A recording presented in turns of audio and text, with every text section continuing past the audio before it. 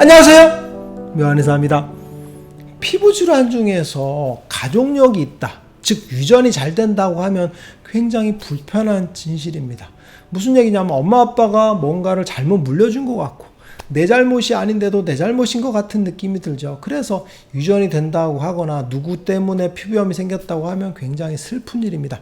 오늘 이 시간에는 습진성 질환 중에서 유전적인 요인이 큰 질환과 낮은 질환에 대해서 한번 알아보고 그 이유가 왜 그런지에 대해서도 한번 알아보겠습니다.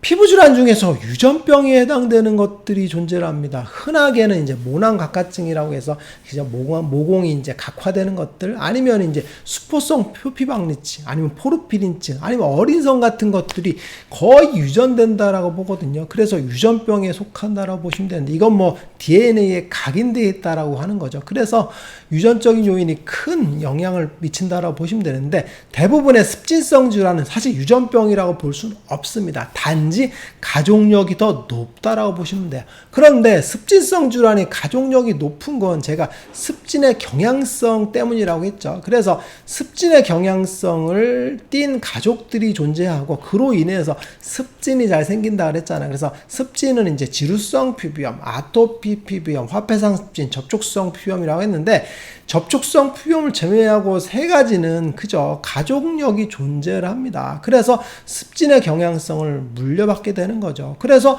엄마 아빠가 습진이 있으면 그저 자녀분이 습진이 있는 경우들이 굉장히 많은데, 그 타입에 따라서 그저 열이 많은 타입은 지루성 피부염으로 가는 거고, 알레르기 체질인 경우는 아토피 피부염으로 가는 거겠죠. 그리고 체액순환 정체가 되면 화폐상 습진으로 간다라고 보시면 될 것 같은데, 그 가족력의 빈도가 굉장히 차이가 납니다. 그러면 가족력의 정의는 뭘까요? 가족력의 정의는 3대에 걸쳐서 직계가족과 사촌에서 같은 질환을 2명 이상 갖고 있을 때 가족력이 있다라고 얘기하거든요. 그러면 이렇게 따지면 아토피 피부염 같은 경우는 그냥 가족력이 있죠. 왜 그러냐면 아토피 피부염 같은 경우는 그저 사촌 같은 경우도 따져보면 아토피가 굉장히 흔하게 있는 그런 경우라고 보시면 돼요. 그리고 지루성 피부염 같은 경우도 그죠.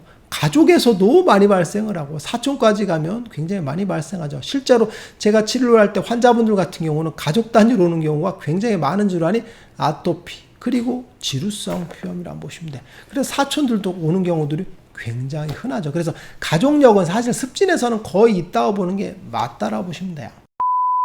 그러면 가족력이 큰 질환은 뭘까요? 대표적인 가족력이 큰 질환은 사실 건선이죠. 건선 같은 경우는 이제 엄마 아빠 중에 한 명이 건선이 있으면 20% 정도가 건선이 생긴다고 하고, 엄마 아빠가 2명이 건선일 때는 무려 70%가 건선이 생긴다고 하죠. 그래서 건선 같은 경우는 유전적인 요인이 굉장히 크게 작용을 합니다. 그리고 습진성 질환 중에서 그저 유전적인 요인이 큰 질환은 아토피 피부염이죠. 아토피 피부염 같은 경우는 이제 가족력이 굉장히 많이 존재하는데, 한 가정에서 아토피 피부염이 발생을 하고 또 발생하는 비율은 보통 42% 정도라고 하죠. 그런데 비염이나 천식이 발생하는 비율이 28%가 하거든요. 그런데 아토피 피부염 같은 경우는 알레르기 질환이기 때문에 아토피 피부염부터 시작을 해서 그게 점차 알레르기 행진에 의해서 아토피 피부염에서부터 비염, 천식으로 이어진다고 했죠. 그래서 아토피 피부염은 당연히 빈도가 높습니다. 그래서 42% 정도 되고, 그게 점차 만성화되면서 아토피 피부염으로 계속 갈 때도 있고, 그리고 비염이랑 천식으로 변할 때도 있겠죠. 그래서 28% 정도라고 보시면 되는데, 유전적인 요인들, 가족력이 굉장히 높은 질환이죠. 왜 그러냐면 알레르기로 각인되기 때문에 그렇습니다. 지루성 피부염 같은 경우는 발생 빈도에 대해서 이제 통계적으로 잘 나타나지 않고 있어요. 왜 그러냐면 지루성은 워낙에 흔하고 증상이 있다 없다 하는 경우들이 많거든요. 그런데 진료 현장에서 보게 되면 그죠? 뭐 자매가 진료한다든지 남매가 진료를 받는 경우에 엄마 아빠 얼굴에 지루성 있는지를 물어보면 거의 다 있는 경우들이 많습니다. 무슨 얘기냐면 아토피 피부염 같은 경우는 이런 것들 알레르기 때문에 가족력이 명확하게 뚜렷하지만, 지루성 피부염 같은 경우는 열대사 장애에서 발생을 하죠. 그래서 열이 많은 체질을 유전되는 경우들이 많은데, 보통은 이제 한 타입으로 유전되거든요. 그래서 엄마 아빠가 그저 지루성 피부염이 있어 얼굴이 붉어. 그런데 자녀분이 붉은 경우들이 굉장히 많죠. 그래서 가족 단위로 치료하는 경우들이 굉장히 흔합니다. 이게 바로 가족력이 존재한다는 거죠. 그게 바로 열대사 장애와 습진의 경향성이 동시에 그저 유전된다라고 보시면 될 것 같습니다. 그런데 습진성 질환 중에서 가족력이 존재하지 않는 질환이 하나 있습니다. 무슨 질환이냐면 바로 화폐상습진입니다. 이게 굉장히 중요한데 화폐상습진의 가족력은 거의 없다고 봐도 됩니다. 실제로 진료할 때 화폐상습진이 있는데 가족 중에 화폐상습진이 있는 경우를 물어보면 거의 없습니다. 화폐상습진이 발생을 할 때는 보통 일반적으로 이제 갑자기 생기는 경우들이 많거든요. 갑자기 동전 모양으로 생기면서 빠바바방 생기거든요. 그런데 아무 이유 없이 발생을 합니다. 보통 이유를 찾아보면 몸이 피곤했다든지, 그죠? 면역력이 떨어졌다든지 이런 것들에 의해서 발생을 하게 되는데 가족 중에 발생하는 비율은 굉장히 적죠. 그래서 이 병이 뭔지 모르는 경우들이 많습니다. 그런데 뭐 벌레가 물린 것처럼 생각을 하다 갑자기 확 퍼지면서 그때야 이제 동전 모양을 그리니까 화폐상습진이라고 알게 되는 거죠. 가족 중에 누가 있으면 알기는 더 편하겠죠. 그런데 없으니까 처음 보는 질환인 경우, 그래서 생소하다고 보시면 되는데 화폐상습진이 가족력이 없다라는 게 굉장히 중요합니다. 화폐상습진의 발생 이유는 뭐라 그랬어요? 체액순환 정체라고 했죠.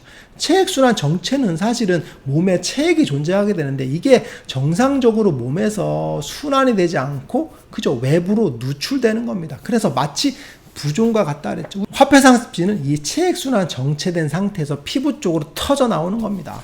그래서 시작은 작은 장액성 소수포 형태로 생기면서 파파팍 생기면서 어마어마한 많은 진물을 형성을 하죠. 그래서 넓어지면서 쫙 퍼지게 되겠죠. 그래서 화폐상습진은 매우 큰 특징을 갖고 있다 그랬죠. 그래서 대칭적으로 발생을 하거나, 그죠? 스포성 장액이 발생을 함으로써, 그죠? 전신에 퍼지게 되는데 낫는 과정에서는 대체적으로 상체 먼저 좋아진다 그랬죠. 그래서 손이나 팔 먼저 좋아지고 다리가 제일 늦게 없어진죠. 이건 마치 부종이랑 똑같이 물이 위에서 아래로 흘러가는 것처럼, 그죠? 체위성 부종이 사라지는 것과 똑같습니다. 그래서 실제로 화폐상습진도 위에서부터 아래로 쭉 내려가서 발등이라든지 발목이 제일 늦게 낫고 정강이 부위가 늦게 낫는 경우들이 굉장히 많은 건 바로 물의 흐름, 체액순환 정체에서 발생한다고 보시면 될 것 같아요. 그러면 이게 왜 중요하냐면 체액순환 정체라는 건 무슨 얘기냐면 즉 피부 자체의 문제보다는 몸속의 문제라고 보시면 돼요. 그래서 마치 부종이 발생하는데 부종 같은 경우는 가족력이 존재하는 경우는 매우 적죠. 내가 몸이 피곤하면 붓죠. 그런데 그게 가족력인 경우는 매우 드물죠.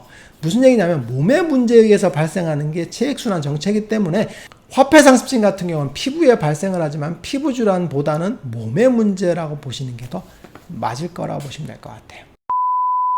이상에서 알아본 것과 같이 습진성 질환 같은 경우는 가족력이 많이 존재하는 질환이 있고 적은 질환이 존재한다고 보시면 돼요. 가장 많은 질환은 아토피비염이겠죠. 그래서 알레르기 요인에 의해서 영향을 받는 그죠? 아토피비염, 알레르기성 만성습진이라고 했죠. 그래서 알레르기 요인을 낮춰주는 관리를 해주는 게 좋고, 그리고 만성습진을 치료를 잘 해주는 게 매우 중요할 것 같아요. 그리고 지루성 피부염조차도 가족력이 굉장히 많이 존재한다 그랬죠. 그래서 열에 의해서 발생하는 부분이기 때문에 그 열에 많이 증가하는 그런 몸의 소인을 갖고 있고, 그리고 습진의 경향성을 갖고 있기 때문에 두 가지가 결합을 해서 그죠? 많은 가족력을 보인다라고 보시면 될 것 같아요. 그런데 이와 반대로 화폐상습진 같은 경우는 체액순환 정체라는 부분은 사실은 가족력이 존재하지 않는다라고 보시면 돼요. 그래서 가족력이 적기 때문에 갑자기 생기니까 무슨 질환인지 모르는 경우들이 많죠. 그런데 수포성으로 뻐버벅 놀리니까 그죠? 벌레 물린 것 같은 느낌들, 그죠? 그래서 벌레가 물렸다 이렇게 오해하는 경우들이 많죠. 근데 실제로 따지고 보면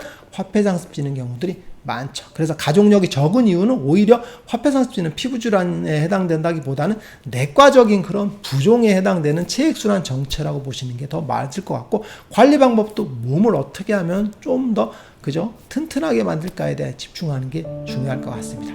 묘한 의사에게 궁금한 거 있으면 댓글 남겨주세요. 영상을 통해서 답변하겠습니다. 빠잉!